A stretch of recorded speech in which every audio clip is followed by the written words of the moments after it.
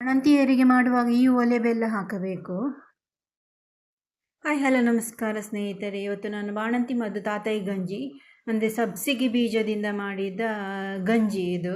ಇದಕ್ಕೆ ದಿಲ್ ಸೀಡ್ಸ್ ಕೂಡ ಹೇಳ್ತಾರೆ. ಇದು ಭಾರಿ ಒಳ್ಳೆಯದು, ಬಾಣಂತಿಯರಿಗಂತೂ ಭಾರಿ ಒಳ್ಳೆಯದು.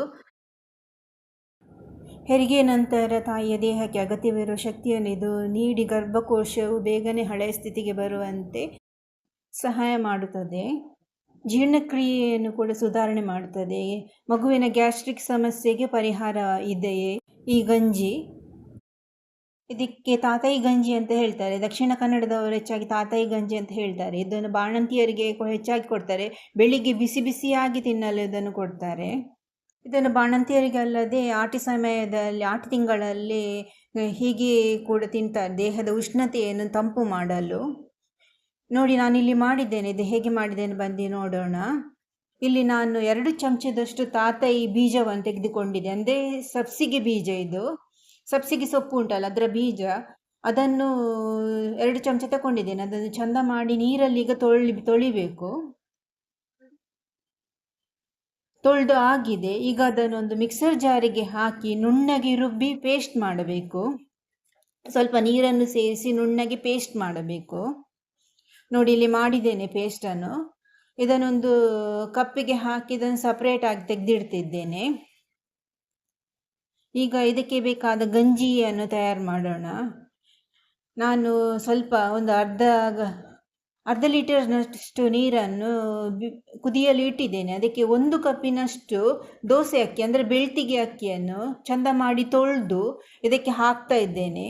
ಇದನ್ನು ಮುಚ್ಚಳ ಮುಚ್ಚಿ, ಅದಕ್ಕೆ ಉಪ್ಪು ಎಲ್ಲ ಏನು ಹಾಕೋದು ಬೇಡ, ಮುಚ್ಚಳ ಮುಚ್ಚಿ ಒಂದು 15 ನಿಮಿಷಗಳ ಕಾಲ ಒಳ್ಳೆ ಬೇಯಲು ಬಿಡೋಣ. ಅನ್ನ ಒಳ್ಳೆ ಬೇಯಬೇಕು, ಸ್ಮೂತ್ ಆಗಬೇಕು.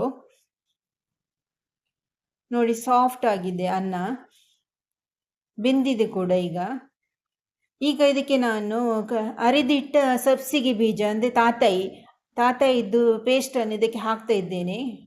ನಾವಿಲ್ಲಿ ದಕ್ಷಿಣ ಕನ್ನಡದವರು ಇದಕ್ಕೆ ತಾತಾಯಿ ಅಂತ ಹೇಳೋದು.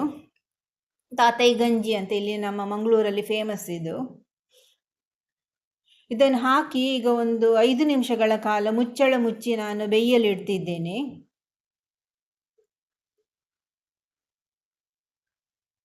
ಈಗ ನೋಡಿ, ಬೆಂದಿದೆ. ಇದಕ್ಕೆ ಬಾಣಂತಿಯರಿಗೆ ಕೊಡುವಾಗ ಓಲೆ ಬೆಲ್ಲ ಅಂತ ಹಾಕ್ತಾರೆ, ಅದನ್ನು ಹಾಕಬೇಕು.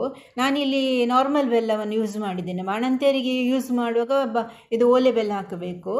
ಬೇರೆ ಬೆಲ್ಲ ಬೇರೆ ರೀತಿಯಲ್ಲಿ ಮಾಡುವಾಗ ಹೀಗೆ ನಾರ್ಮಲ್ ಬೆಲ್ಲವನ್ನು ಯೂಸ್ ಮಾಡ್ಬೋದು. ಇದಕ್ಕೆ ಸ್ವಲ್ಪ ಅರ್ಧ ಚಿಟಿಕೆಯಷ್ಟು ಉಪ್ಪನ್ನು ಕೂಡ ಸೇರಿಸ್ತಿದ್ದೇನೆ. ಅದು ಸ್ವಲ್ಪ ರುಚಿ ಕೊಡ್ತದೆ ಉಪ್ಪನ್ನು ಸೇರಿಸುವುದರಿಂದ. ಈಗ ಮಿಕ್ಸ್ ಮಾಡಿ ಮುಚ್ಚಳ ಮುಚ್ಚಿ ಒಂದು 5 ನಿಮಿಷಗಳ ಕಾಲ ಬೇಯಲು ಬಿಡೋಣ. ನೋಡಿ, ಬೇಯ್ತಾ ಉಂಟು, ಬೆಂದಾಗಿದೆ, ಬೆಲ್ಲ ಎಲ್ಲ ಕರಗಿದೆ. ಇಲ್ಲಿ ನನಗೆ ಸ್ವಲ್ಪ ಸಿಹಿ ಕಮ್ಮಿ ಅನಿಸಿತು, ಹಾಗೆ ಸ್ವಲ್ಪ ಇನ್ನೊಂದು ತುಂಡು ಬೆಲ್ಲವನ್ನು ಹಾಕಿದ್ದೇನೆ. ಇದು ಕುದಿಯಲು ಬಿಟ್ಟಿದ್ದೇನೆ. ಈಗ ಇದಕ್ಕೆ 1 ಕಪ್ಪು ಅಂದರೆ ಒಂದು ದೊಡ್ಡ ಗ್ಲಾಸಿನಷ್ಟು ತೆಂಗಿನ ಹಾಲು ತೆಗೆದುಕೊಂಡಿದ್ದೇನೆ. ಇದಕ್ಕೆ ತೆಂಗಿನ ಹಾಲೇ ಯೂಸ್ ಮಾಡೋದು. ನಾವು ಮೆತ್ತೆ ಗಂಜಿ ಮಾಡುವಾಗ ಸಹ ತೆಂಗಿನ ಹಾಲು ಹಾಕ್ತೇವಲ್ಲ, ಹಾಗೆ ಇದಕ್ಕೆ ತೆಂಗಿನ ಹಾಲು ಹಾಕೋದು. ಈಗ ಮಿಕ್ಸ್ ಮಾಡಿ ಒಂದು 5 ನಿಮಿಷಗಳ ಕಾಲ ಕುದಿಯಲು ಬಿಡೋಣ. ಅಂದರೆ ಕುದಿ ಬರೋ ತನಕ ಕುದಿಸಿದರೆ ಸಾಕು. ನೋಡಿ, ಒಳ್ಳೆ ಕುದೀತಾ ಉಂಟು. ಈಗ ಗ್ಯಾಸ್ ಆಫ್ ಮಾಡಿ ಸ್ವಲ್ಪ ಏಲಕ್ಕಿ ಪೌಡ್ರನ್ನು ಸೇರಿಸಬೇಕು. ನೋಡಿ, ಒಳ್ಳೆ ಬೆಂದಿದೆ ಕೂಡ. ಈಗ ಏಲಕ್ಕಿ ಪೌಡ್ರನ್ನು ಅದಕ್ಕೆ ಹಾಕ್ತಾ ಇದ್ದೇನೆ. ಈಗ ನೋಡಿ, ತಯಾರಾಗಿದೆ ನಮ್ಮ ಬಾಣಂತಿ ಮದ್ದು ತಾತಾಯಿ ಗಂಜಿ, ಸಬ್ಸಿಗೆ ಬೀಜದ ಗಂಜಿ. ಈ ವಿಡಿಯೋ ಇಷ್ಟವಾದಲ್ಲಿ ಲೈಕ್, ಶೇರ್, ಸಬ್ಸ್ಕ್ರೈಬ್ ಮಾಡಿ. ಇದನ್ನು ನೀವು ಕೂಡ ಟ್ರೈ ಮಾಡಿ ನೋಡಿ, ಯಾಕೆಂದರೆ ಇದು ಎಲ್ಲರಿಗೂ ಒಳ್ಳೆಯದು. ಬಾಣಂತಿಯರಿಗಂತೂ ಅಲ್ಲ, ನಮ್ಮ ದೇಹವನ್ನು ಇದು ತಂಪು ಮಾಡುತ್ತದೆ. ನಮ್ಮ ದೇಹದಲ್ಲಿರುವ ಉಷ್ಣತೆಯನ್ನು ಕಮ್ಮಿ ಮಾಡುತ್ತದೆ ಇದು. ಹೆಣ್ಣು ಮಕ್ಕಳಿಗೆ ಮುಟ್ಟಿನ ಸಮಯದಲ್ಲಿ ಆಗುವ ನೋವು ಮತ್ತು ಹೊಟ್ಟೆ ನೋವಿನ ಸೆಳೆತ ಇದನ್ನು ಶಮನ ಮಾಡುತ್ತದೆ. ಮತ್ತೆ ಹೊಸ ರೆಸಿಪಿಯಿಂದ ಸಿಕ್ಕೋಣ. ನಿಮ್ಮ ಸಪೋರ್ಟ್ ಯಾವಾಗ ಸ್ವೀಟಿ ಕ್ರಿಯೇಷನ್ಸ್ ಜೊತೆ ಇರಲಿ. ಧನ್ಯವಾದಗಳು. ಲೈಕ್, ಶೇರ್, ಸಬ್ಸ್ಕ್ರೈಬ್ ಮಾಡೋದಂತೂ ಮರೆಯಬೇಡಿ.